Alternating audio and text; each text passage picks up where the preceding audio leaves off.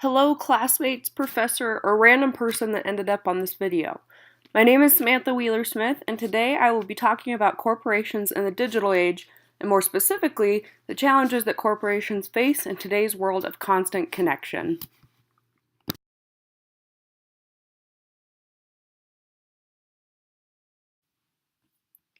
So to get the full picture, I want to start with what exactly the digital age is.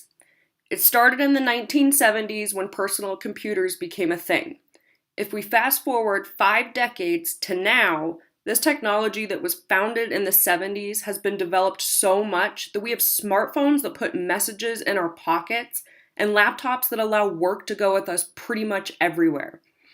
These devices and the programs for them were created with productivity and efficiency in mind. We no longer have to send letters through the mail and wait days for a reply. Instead, I can write a text and it will be sent in seconds. But is technology really as efficient as we think it is? Could it be that it is presenting more challenges than solutions? In my research to answer these questions, I've concluded that technology presents challenges in 3 areas of business communications: internal, external, and with corporate stakeholders. And I will explain exactly what I mean for each section later in this slideshow/YouTube presentation.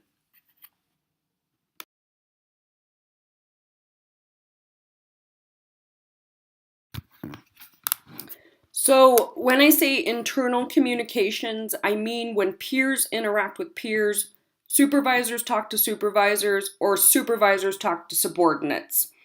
Any communication that is conducted within the workplace is internal. Technology, like the use of smartphones and computers, affect internal communications. But why? If you have a smartphone or computer, take it out and look at the applications available for download. You will find categories titled productivity or business. When you click on the category, you will most likely see a list of applications claiming to organize your life or something promising to accelerate sales. To my point again, smartphones and computers were created with productivity and efficiency in mind. With all of this cool and helpful stuff literally at our fingertips, it is not surprising to find that Americans are addicted to technology. But in the time that it takes for a person to turn a phone on silent before a meeting, it takes triple the amount of time to regain focus. And that number quadruples if that person is checking social media. Phones and computers are also distracting with the amount of emails the average person receives daily. And if you're wondering, that number is 147 emails per day. And half of those 147 emails get deleted upon arrival because they contain no valuable information or are in broken sentences. Too many emails leads to information overload, thereby rendering any message sent through email useless. The most common channel for business communications, which is email, has come to be resented by some, but there are solutions to making emails more effective.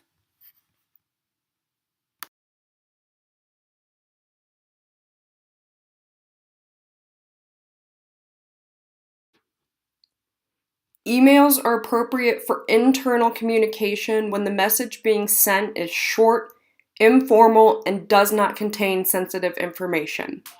It is also good for when permanent records need to be made, like a meeting with dates and times, or when a large audience needs to be reached. So send an email when you want to invite colleagues to attend a meeting, and don't send an email to complain about Jenny in accounting. Keep in mind what channel is best for the message you are trying to send, and do not underestimate the power of face-to-face interactions.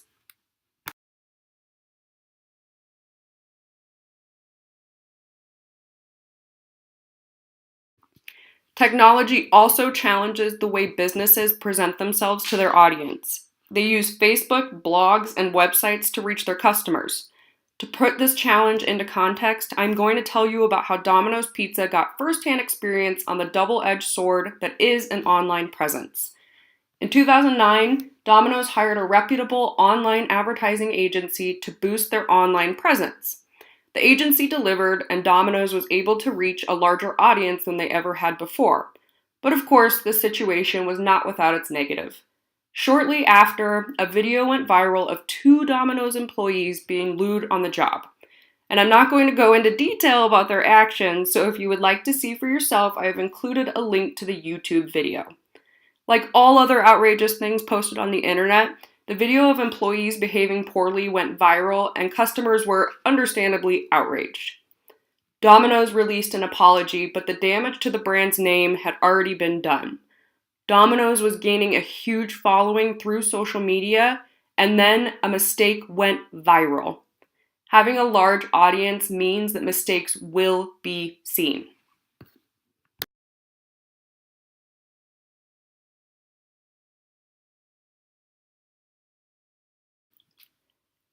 If we are using the Domino's incident as an example, a solution for businesses to avoid customer outrage from a viral mistake in the future, they may want to consider training all employees on exactly what is expected of them online while they are employed.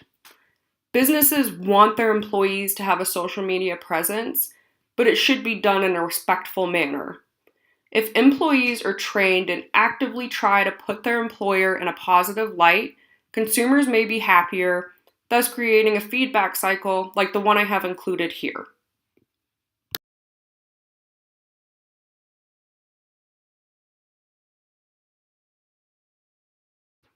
The last area of business communications that is challenged in the digital age is with consumers. In the last section, I talked about the downflow of information, and in this section, I will talk about how consumers are directly affected by targeted advertising.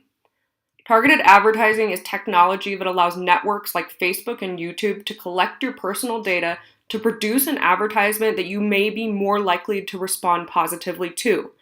If you are a user of social media, you know what this targeted advertising looks like. You will be searching for something like new baby clothes on Amazon, and when you return to your media feed, suddenly there's an ad for, you guessed it, newborn baby clothes. Targeted advertising is a problem because users feel like they were not informed of this technology. Facebook has made the news recently for its use and possible abuse of data sharing for advertisements, and the COO can be seen in an interview stating that the technology cannot be turned off and users may have to pay to do so in the future. So personal data is compromised with the use of advertising technology.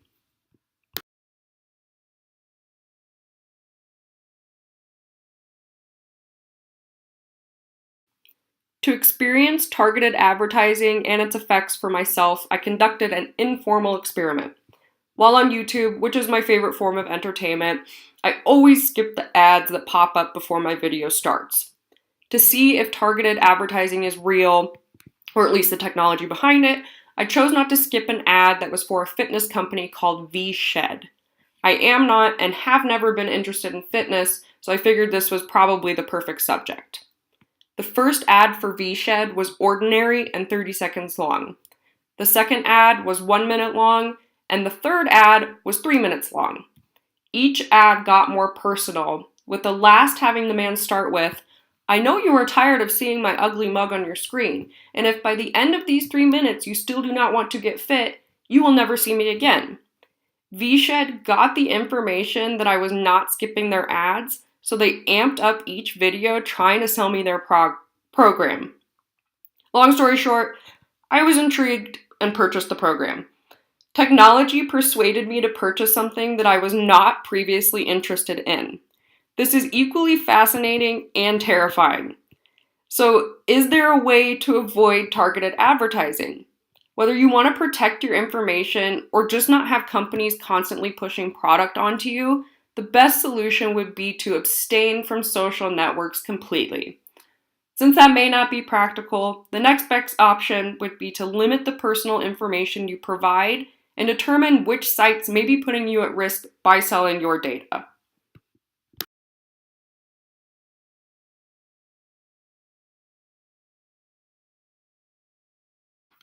Now that we have kind of talked about how technology, challenges, internal, external, and communications with corporate stakeholders, I have provided a compiled list of what I mentioned to improve these business communications.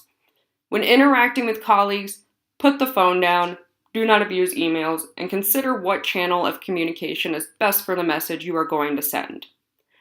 For business communicating online, tell employees what is expected of them and always respond to mistakes promptly and politely and in language that is easy to understand. And to you as a consumer, keep in mind what targeted advertising is and who may be selling your personal information. Refraining from oversharing about yourself is the best way to keep your data protected, but since that isn't practical, just be aware of what targeted advertising is and what sites may be selling your information to give you advertisements that you may be more likely to respond positively to.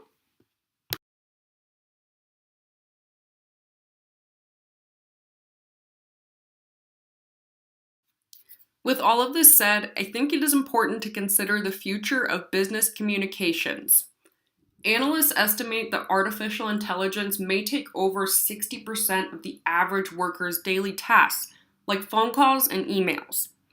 This may make us even more dependent on technology, ultimately lessening the value of face-to-face interactions. It is possible that the younger generations who were raised with communication technology like smartphones and computers will not mind having most business dealings occur online. But people are the ones who create ideas, not computers, so social interaction should always be beneficial. So if we can face these challenges that the digital age has brought to business communications head on, then the world may be a little better off, or at least less mad at companies for selling its personal information. Thank you for watching and listening, and I really hope that you learned something.